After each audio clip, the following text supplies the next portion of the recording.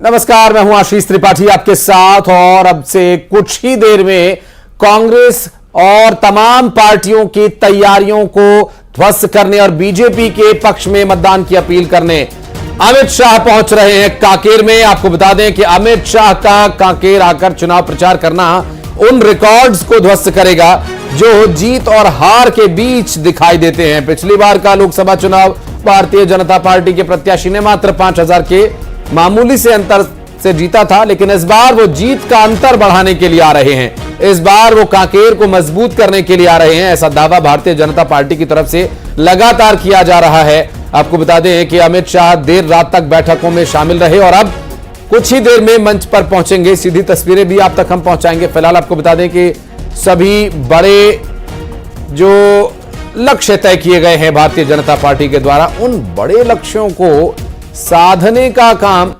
अमित शाह बखूबी किया करते हैं और उनके नेतृत्व में भारतीय जनता पार्टी की काया पलट हुई है और लगातार भारतीय जनता पार्टी ने राज्य दर राज्य जीत दर्ज की है और लोकसभा चुनाव जीत दर्ज की है। युगल तिवारी के पास चलेंगे, हमारे सहयोगी इस वक्त हमारे साथ जुड़ गए, उनसे बात करेंगे।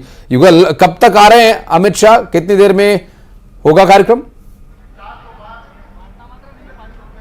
देखिए, केंद्रीय गृह मंत्री अमित शाह रायपुर से उड़ान भर चुके हैं और यहाँ जितने कार्यकर्ता हैं, पदाधिकारी हैं, उन्हें हेलीपैड पर रिसीव करने के लिए रवाना हो चुके हैं। कभी भी मंच पर केंद्रीय गृह मंत्री आ सकते हैं और उनके साथ प्रदेश अध्यक्ष हैं किरण देव सिंह, वो भी यहाँ पर आएंगे। और आप देखिए, बड़ी संख्या में, हजारों की संख्या में कार्यकर्ता हैं, पदाधिकारी हैं और जो 8 विधानसभा क्षेत्र के कार्यकर्ता पदाधिकारी सभी यहाँ पर मौजूद है। जो पंडाल है और अलग से और जो बैठने की व्यवस्था की गई है, पूरा खचाखच भरा हुआ है।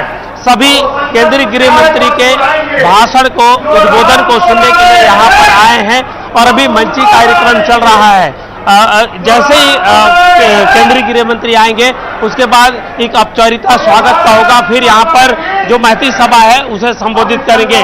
अगर हम कांकेर लोकसभा की बात करें तो कांकेर लोकसभा में 8 विधानसभा आता है, जिसमें 5 पर बीजेपी का कब्जा है और 3 पर कांग्रेस का कब्जा है। इससे पहले जो विधानसभा के चुनाव हुए थे उसमें उलट स्थिति उलट थी, यहाँ पर कांग्रेस का दबदबा था। लेकिन अब जनता ने मूड बदला है और बीजेपी को सत्ता तक पहुंचाया है और यही वजह है कि इस बार बीजेपी 11 में से 11 सीट जीतने का दावा है वो कर रही है। कमोवेश जो आप जगदलपुर लोकसभा में भी इसी तरह के हालात थे। जगदलपुर लोकसभा में भी 8 सीट थे, तो जिसमें 8 में से 5 पर बीजेपी और 3 पर कांग्रेस है। तो कुल मिलाकर यही है कि यहाँ पर लगातार जो कांग्रेस बीजेपी का बढ़त है और इस सीट पे, लोकसभा सीट पे बीजेपी जीतने का दावा कर रही है। लेकिन हार और जीत का अंतर पिछले लोकसभा में खासा नहीं था, 5000 का मार्जिन था, तो इसलिए बीजेपी यहाँ कोई जो है चूक करना नहीं चाहती है। और यहाँ पर एक महती जनसभा है, उसे केंद्रीय गृह मंत्री अमित शाह संबोधित करेंगे। 17,000 वोटर हैं कांकेर लोकसभा में, तो उन्हें जो अट्रैक्ट करने के लिए एक बड़ा कैंपेनिंग, चुनाव कैंपेनिंग है यहाँ पर किया जा रहा है। इससे पहले बीजेपी के जो पदाधिकारी हैं, सेक्टर प्रभारी हैं और बस्तर के जो प्रभारी हैं, सब प्रभारी हैं, लगातार घर से डोर टू डोर कैंपेन कर रहे हैं और जा रहे हैं और मतदाताओं को लुभाने का प्रयास कर रहे हैं। लेकिन बड़ी संख्या में लोग यहाँ पर आए हैं, अपने नेता केंद्रीय गृह मंत्री अमित शाह को उद्बोधन है और सुनने के लिए आए हैं। जी।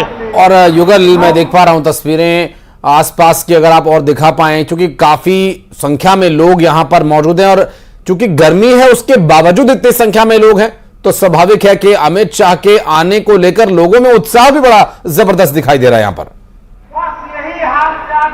जी बिल्कुल, मैं दिखाना चाहूंगा, सहयोगी राजेंद्र जी से कहूंगा कि दिखाए कितना बड़ा पंडाल है और पूरा पंडाल है वो खचाखच भरा हुआ है। महिलाओं के लिए पृथक से पंडाल बनाया गया है और पुरुषों के लिए अलग से कार्यकर्ता और जो वीवीआईपी हैं उनके लिए पृथक से व्यवस्था की गई है। और जिस तरह आशीष आपने गर्मी का जिक्र किया है, तो छत्तीसगढ़ में 40 से 42 डिग्री का तापमान है वो चल रहा है। कुछ एक जिला में बिल्कुल छिटपुट बूंदाबांदी जरूर हो रही है, लेकिन सूर्यदेव अपनी तपन जरूर दिखा रहा है। और इस बीच भीषण गर्मी में हजारों की संख्या में लोग कार्यकर्ता अगर आ रहे हैं तो इससे अंदाजा लगाया जा सकता है कि पार्टी के प्रति कार्यकर्ताओं की आस्था, अपने नेताओं को सुनने की जो ललक है वो साफ तौर पर दिख रहा है। फिलहाल बीजेपी ने पूरी ताकत झोंक दी है। सिर्फ बस्तर ही नहीं, पूरे छत्तीसगढ़ के 11 लोकसभा सीटों में जो टास्क दिए गए थे सेक्टर प्रभारियों को, लोकसभा प्रभारियों को, उनसे कल गृह मंत्री अमित शाह ने बैठक के दौरान चर्चा भी की, 1-to-1 भी किया है। और कुल मिलाकर यही है, एक आखिरी जो रणनीति है, कहते हैं कि चुनाव की जो पहली जो कत्ल की रात होती है तो उससे पहले एक जो मजबूत जो रणनीति बना करके वो जाएंगे ताकि 11 की 11 सीटों पर जीत हो सके। जिन सीटों पर थोड़ी टक्कर है, जो पसोपेश की स्थिति अगर बन रही है तो उसे किस तरह से ठीक किया जा सकता है, कहां पर किस तरह के जो शिकायतें आ रही हैं, यदि कोई कार्यकर्ता नाराज है, जिन्हें टिकट नहीं मिल पाया है तो उन्हें किस तरह से साधा जाए, ये तमाम जो मुद्दों पर चर्चा हुई है, रायशुमारी भी हुई है। और स्वाभाविक भी है क्योंकि जिस तरह अमित शाह संबोधित करते हैं, जिस तरह वो कार्यकर्ताओं में बूस्टअप करते हैं, वो अमूमन उनकी मीटिंग्स में ही हो जाया करता है। लेकिन जब आम लोगों की बारी हो, जब आम लोगों को उनके समर्थन को वोटों में परिवर्तित करने की बारी हो, तो इस तरह की जनसभाओं की आवश्यकता पड़ती है युगल। और काफी संख्या में लोग पहुंचे हुए हैं और आप बता रहे हैं कि किसी भी वक्त अमित शाह यहां पहुंच सकते हैं। अभी किस तरह, क्योंकि काफी देर से सभा चल रही है, काफी देर से लोग यहां बैठे हुए हैं और ऐसे में धूप की तपिश 12 बजे दोपहर तो सबसे सिर पर होता है धूप, और ऐसे में लोग धैर्य बनाए हुए हैं, तो स्वाभाविक है कि वो कोई बड़ा संदेश यहां पर सुनने के लिए अमित शाह से बैठे। कुछ पूर्वानुमान, कोई पूर्वा जानकारी इसके बारे में कि अमित शाह किन मुद्दों पर यहां पर बात कर सकते हैं और उनका फोकस किस पर रहेगा? क्योंकि जो पिछली बार की जीत का अंतर था वो महज 5000 का था, 50-50 चांसेस ऐसे में दिखाई देते हैं। जी बिल्कुल, देखिए अमित शाह का इस सभा में फोकस है अपनी जो केंद्र सरकार की योजना को लेकर के। आम जनता, आम मतदाताओं के बीच जा रहे हैं। किस तरह से पिछले 10 साल में मोदी ने, प्रधानमंत्री नरेंद्र मोदी का जो विजन था, किस तरह से आम गरीबों के लिए काम किया, ये महिलाओं के किस तरह के काम किया गया है। और छत्तीसगढ़ की जो लगातार बीजेपी आरोप लगाती रही है कि छत्तीसगढ़ में भ्रष्ट सरकार रही है, और वो तो विधानसभा का मुद्दा जरूर रहा है, लेकिन कांग्रेस को बिल्कुल आड़े हाथों वो हर सभा पर लेते हैं। और ये साफ तौर पर कहा जा सकता है कि कांकेर फोकस है, क्योंकि कांकेर में जीत का अंतर है, जीत की जो मार्जिन थी काफी कम थी। और लोकसभा और इसे मिलाकर ही 11 की 11 सीटें जीतने का लक्ष्य भी पूरा होगा। युगल, आपके पास फिर लौटेंगे जब अमित शाह यहां पर आएंगे, क्या कुछ कहते हैं वो ये भी सुनवाएंगे अपने दर्शकों को। फिलहाल बहुत बहुत शुक्रिया आपका इस पूरे मामले पर जानकारी देने के लिए। छत्तीसगढ़ में चुनावी दौरे पर पहुंचे केंद्रीय गृह मंत्री अमित शाह, प्रदेश के नेताओं के साथ उन्होंने बैठक की और बीजेपी के प्रदेश अध्यक्ष किरण सिंह देव ने कहा कि केंद्रीय गृह मंत्री ने प्रदेश में चुनावी रणनीति और तैयारियों पर चर्चा की। साथ ही उन्होंने प्रियंका गांधी के छत्तीसगढ़ दौरे पर निशाना साधा। किरण सिंह देव ने कहा कि कांग्रेस प्रभावहीन हो चुकी है, कांग्रेस के किसी भी नेता के छत्तीसगढ़ दौरे का कोई असर नहीं होने वाला।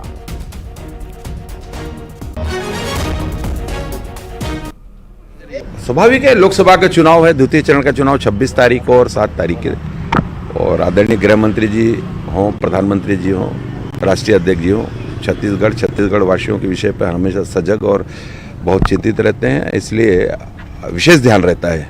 तो उन सब बातों पर विषय विस्तार से चर्चा हुई। पिछले बार भी उनका यही बयान था और पिछले विधानसभा चुनाव में भी कांग्रेसियों का यही बयान था, और जनता ने जिस तरीके से परिणाम में तब्दील किया है विधानसभा चुनाव में और लोकसभा चुनाव में, तो देश नहीं पूरी दुनिया कह रही है फिर इस बार मोदी सरकार, और फिर इस बार 400 पार। तो स्वाभाविक रूप से अब राजनीतिक क्षेत्र में चुनाव लड़ रहे हैं कांग्रेस के लोग भी, तो क्या कहेंगे कि यार तो कुछ नहीं है जनता के लिए इन्होंने। और अब इस बीच न्यूज 18 मध्य प्रदेश छत्तीसगढ़ के दर्शकों के लिए एक शानदार मौका, देश प्रदेश और दुनिया की खबरों को देखने के साथ ही शानदार इनाम जीतने का। आप हिस्सा लें हमारे पहचान कौन कॉन्टेस्ट के आसान से सवाल का जवाब दें और आप जीत सकते हैं शानदार उपहार। सुबह 7 से 9, दोपहर 12 से 2 और शाम 7 से 9 बजे का वक्त आप दर्शकों के लिए होगा बेहद खास, जब न्यूज 18 मध्य प्रदेश छत्तीसगढ़ पर खबर भी मिलेगी और इनाम भी एक साथ। न्यूज़ 18 पहचान कौन कॉन्टेस्ट में हिस्सा लीजिए और इन समयों पर दिखाई जा रही खबरों के बीच पूछे गए आसान से सवालों का जवाब दीजिए। सही जवाब जिताएगा शानदार इनाम। रजिस्टर करने के लिए QR कोड स्कैन करें या इस नंबर पर मिस कॉल दें। खबर देखिए, इनाम जीतिए, सिर्फ न्यूज़ 18 मध्य प्रदेश छत्तीसगढ़ पर। और अब सवाल, एक तस्वीर हम आपको दिखाएंगे और इस तस्वीर को देखकर आपको पहचानना है। कुछ धुंधली सी ये तस्वीर होगी, लेकिन एक हिंट मैं आपको दूंगा तो उससे तस्वीर कुछ साफ होगी आपके लिए। राजघराने से जुड़ी ये शख्सियत कौन है, इन्हें पहचानिए और दीजिए जवाब 9990898918 पर मिस्ड कॉल करके, या फिर QR कोड भी आप स्कैन कर सकते हैं रजिस्ट्रेशन कराने के लिए और इनाम सही जवाब मिलने पर। और दिल्ली से इस वक्त की बड़ी खबर आपको बता दें, गर्मी को लेकर चुनाव आयोग ने बैठक की। दरअसल लू के जोखिम को देखते हुए बैठक की गई और लोगों की दिक्कतों को लेकर यहां चर्चा की गई है। देश के कुछ हिस्सों में सामान्य से अधिक तापमान रह रहा है। लू के पूर्वानुमान के मद्देनजर चुनाव आयोग ने लू के कारण होने वाले जोखिम को कम करने के उपायों पर चर्चा करने के लिए बैठक बुलाई है।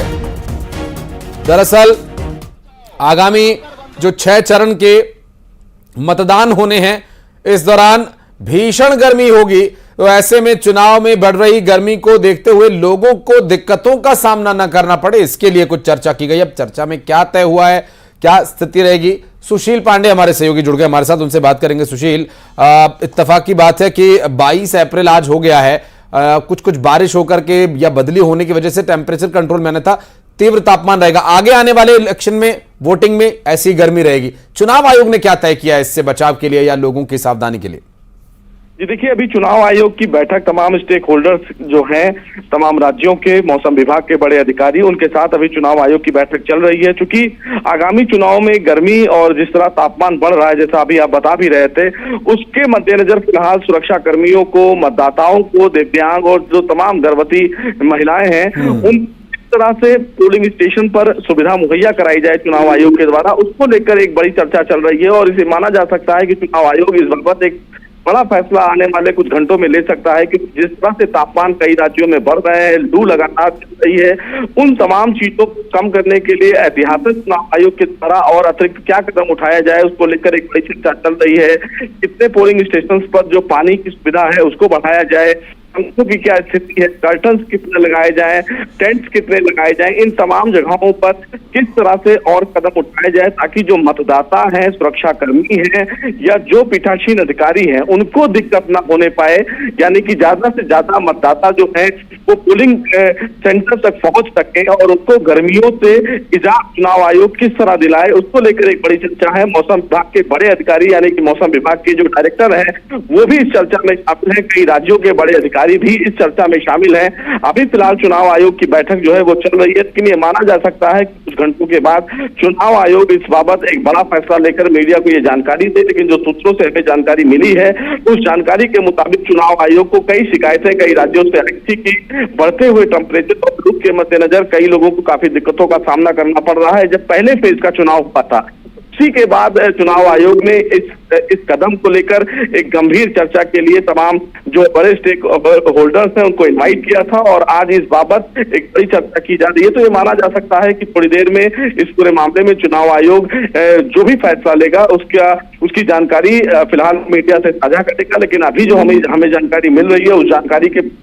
मौसम विभाग के भी कई बड़े अधिकारी और कई राज्यों के जो बड़े अधिकारी हैं वो इस चर्चा में शामिल है। बिल्कुल, और अब चूंकि सामान्य स्तर पर जब सामान्य तौर पर इतनी गर्मी होती है, हर कोई कुछ ना कुछ उपाय अपनी ओर से करता है, लेकिन यहाँ पर जिम्मेदारी चुनाव आयोग की सुशील इसलिए भी बढ़ जाती है क्योंकि चुनाव कराना है और जिस तरह से आप मतदान के रिकॉर्ड तोड़ने का दावा कर रहे हैं तो आपको फिर व्यवस्थाएं उसी तरह से रखनी होगी। क्योंकि आप दिल्ली में, सुशील, जब कवर करते हैं तो दिल्ली के मतदान केंद्रों पर कितनी भीड़ होती है और गर्मी में इतनी लंबी लाइन में क्या कोई लग करके वोट करेगा, इसके लिए भी उन्हें वहां पर रोके रखना बहुत बड़ी चुनौती चुनाव आयोग के लिए होगा। लोगों को घरों से निकालना ही यूं मुश्किल हो जाता है कई बार, लेकिन अब देखना होगा कि चुनाव आयोग अगर इसके बारे में संज्ञान ले रहा है तो वो क्या निर्णय लेता है, क्या फैसले यहां पर लिए जाते हैं। बहुत बहुत शुक्रिया सुशील आपका फिलहाल इस पूरे मामले पर जानकारी देने के लिए।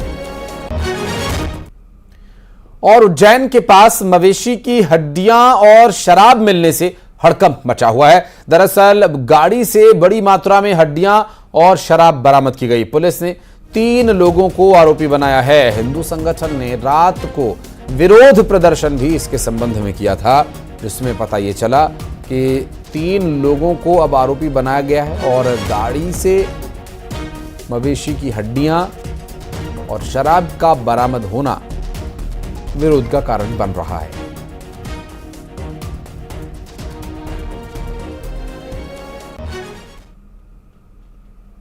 खबर भिंड से, जहां पुलिस ने 48 घंटे के अंदर एक ब्लाइंड मर्डर का खुलासा करते हुए बताया कि प्रेम प्रसंग में शख्स की हत्या की गई। एक ही महिला से प्यार करने वाले युवक और आरोपी ने राजीनामा के लिए बुलाकर उसकी हत्या कर दी। हत्या के बाद मृतक के शव को कुएं में ठिकाने लगा दिया। हत्या के मामले में 3 आरोपी अब तक गिरफ्तार किए जा चुके हैं। बरोगी के द्वारा अपनी टीम के साथ इसमें आगे जांच की गई तो पता चला कि एक व्यक्ति जो लावन क्षेत्र का रहने वाला है, उसके महिला से अवैध संबंध थे, साथ ही मृतक के भी एक महिला से अवैध संबंध थे। तो इसी कारण से दोनों में वाद हो गया था। इसी क्रम में बातचीत के लिए मृतक को आरोपी ने क्रम लावन में अपने घर के पास बुलाया था, जहां पर अपने 2 साथियों के साथ उसकी हत्या कर दी गई थी। और रायसेन में खुलेआम रेत का अवैध खनन और अवैध खनन से जिम्मेदार बेखबर हैं। नर्मदा नदी से निकाली जा रही बड़ी मात्रा में रेत, 12 से ज्यादा ट्रैक्टर ट्रॉलीज की तस्वीरें कैमरे में रिकॉर्ड हुई है। न्यूज 18 से कलेक्टर ने कहा कि सख्त एक्शन होगा। अब संबंधित अधिकारियों के निर्देश तो उन तक पहुंच गए हैं, लेकिन क्या उन निर्देशों की अनुपालना सही समय पर हो पाएगी? क्योंकि तस्वीरें जो हैं वो झूठ नहीं बोलती और तस्वीरों में दिखाई दे रहा है कि कितनी संख्या में ट्रैक्टर ट्रॉलीज भर कर ले जाई जा रही है। अवैध खनन की हुई ये रेत पगडंडी बन चुकी है ट्रैक्टरों की, वहां पर ट्रैक्टरों की आवाजाही से।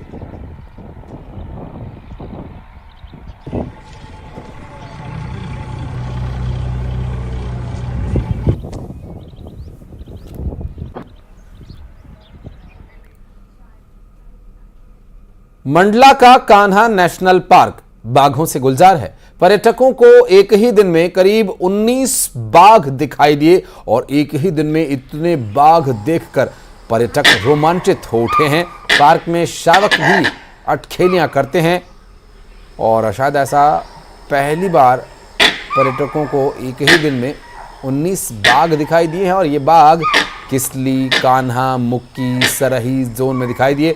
बाघों में 7 शावक और 12 वयस्क शामिल हैं।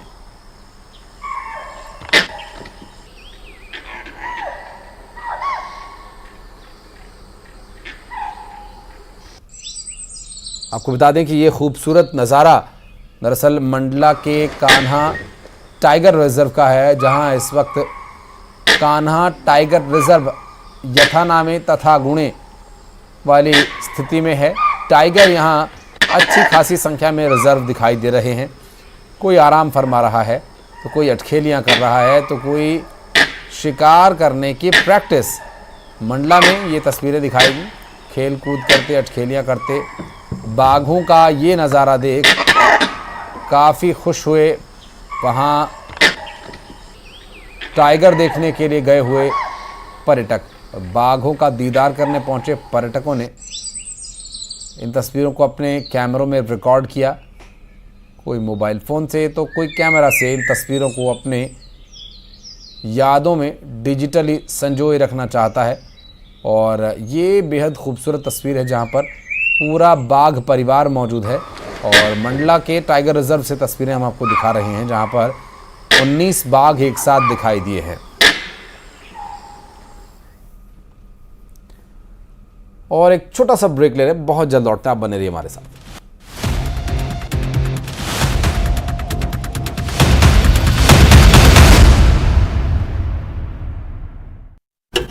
पक्ष में चुनावी सभा की। बिलासपुर में बुलडोजर से हुआ यूपी के सीएम योगी का स्वागत, बुलडोजर से बरसाए गए फूल। योगी आदित्यनाथ ने विपक्ष पर किया हमला, कहा कांग्रेस ही कमीशन खाने के आदी। राजनांदगांव में कांग्रेस के लिए प्रियंका गांधी ने की जनसभा, पार्टी के तमाम कार्यकर्ता हुए शामिल। अंबिकापुर में कृषि मंत्री रामविचार नेताम का राहुल गांधी पर तंज, कहा राहुल गांधी को उत्तर प्रदेश की जनता ने अमेठी से खदेड़ दिया। शिवपुरी में प्रचार के रण में उतरी सिंधिया की पत्नी प्रियदर्शनी, पति के पक्ष में मांगे वोट। शिवपुरी में महाआर्यमन सिंधिया का प्रचार अभियान, आदिवासी परिवार के घर खाना खाया। छत्तीसगढ़ में बीजेपी ने जारी किया एक और पोस्टर, प्रियंका गांधी के दौरे को लेकर साधा निशाना। के रण में केंद्रीय गृह मंत्री अमित शाह भरेंगे हुंकार, आज कांकेर में करेंगे चुनाव।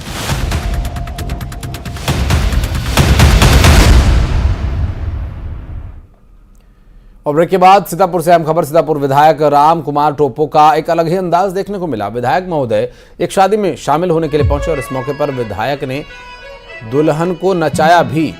दरअसल मंडप में दुल्हन को नचाते हुए विधायक का वीडियो सोशल मीडिया पर वायरल हो रहा है। विधायक शादी में दूल्हा दुल्हन को आशीर्वाद देने के लिए पहुंचे थे।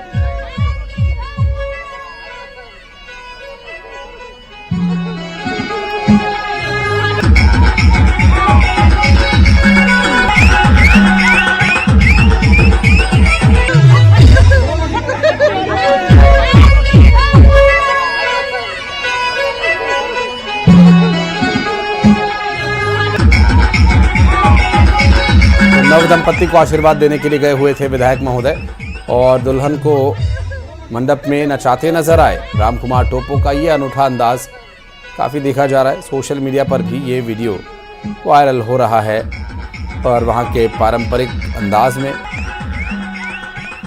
ये नृत्य। दरअसल मंडप में ही राम कुमार टोपो दुल्हन को नचाते नजर आए।